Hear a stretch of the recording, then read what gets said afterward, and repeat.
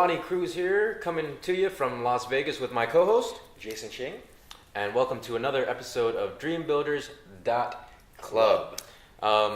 In our previous episodes, we were talking about what we believe are the three fundamentals of network marketing: contacting and inviting, presenting, and collecting a decision. In this episode, we are going to cover collecting a decision. So, Jason, what would you say are the kind of key things to collecting a decision?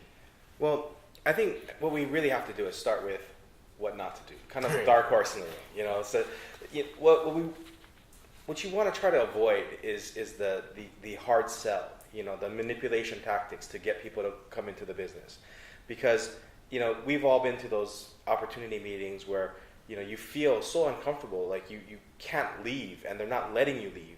Basically, they're kidnapping you until you sign the paper, sign on the dotted line, sign your life away, and then you can go, and that's one of the worst things that you can do, because there's that saying that goes, a man convinced against his will is of the same opinion still. Right.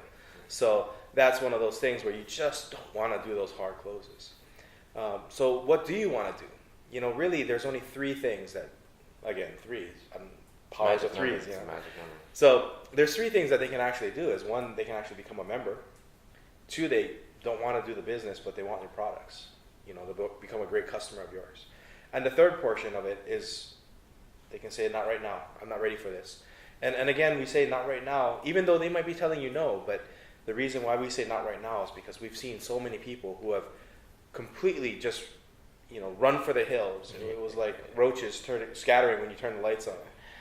When you first show them the opportunity, and a year and a half, 2 years later, they're coming back and they're becoming the top distributors and top, ranking members in the companies. So that's pretty much it. It's just those three things. Exactly. And what's funny is, speaking of somebody who, when they first saw it, ran for the hills, our good friend Leonard Pan, when he first saw the opportunity with our company, he completely flat out turned it down. Like, he wanted nothing to do with it.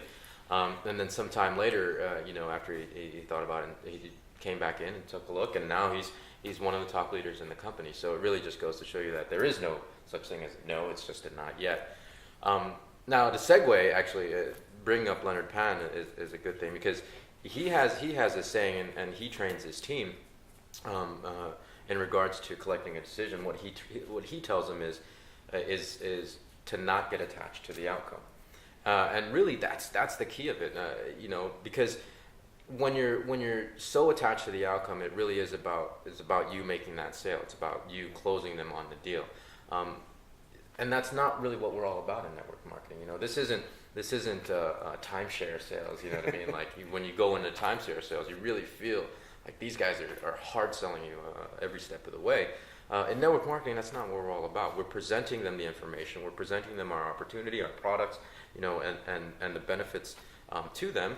And it's up to them whether or not they want to accept that. And then I think we touched on that in a previous episode. It's really about that difference between what your motive is and what your intention is. Obviously, your motive is you want to succeed in this business. You want the time freedom and you want to achieve your goals. But your intention in every situation, whether it's prospecting or inviting or doing the presentation or collecting a decision, especially, your intention is just to help them.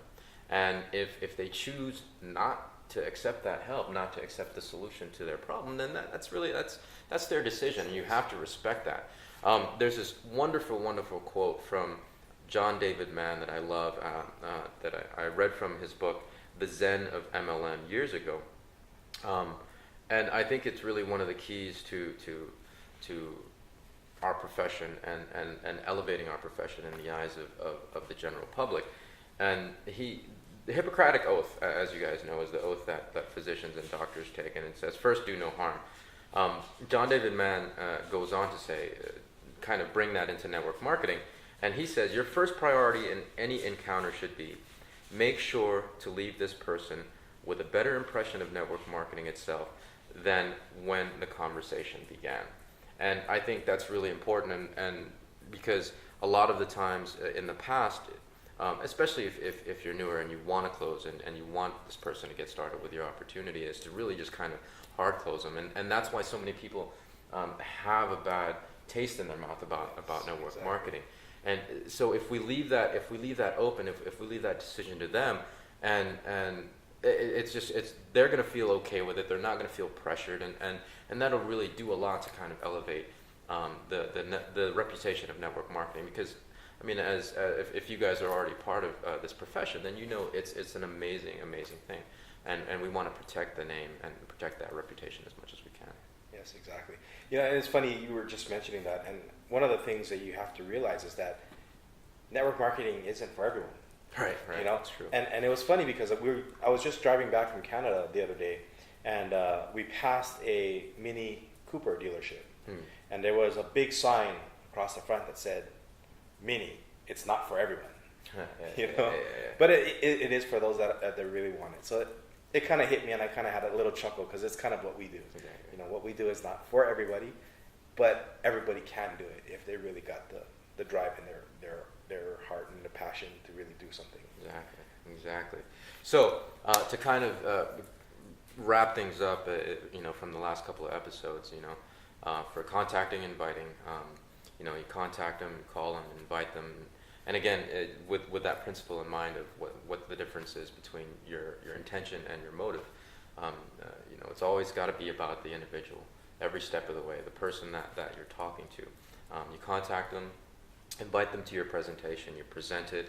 It's still about presenting them with the solution, not trying to get them into your deal. And then once they see it, just ask them, so, what would you like to do? Would you like to be a customer? Would you like to be a distributor? Or are you not, whether or not you're interested or not. So, and you got to respect that. And I think that the more we respect that, the more we will be respected. It boils down to it. So that's great insight there. So, with that being said, thank you for joining into our first installment and our first little mini course, I guess, on contacting, inviting, and presenting, collecting a decision. So that's your fundamentals. So we'll see you here next time with another great tip and tricks, I guess, for how to build your dreams. .club. Dreambuilders.club. See you guys next time.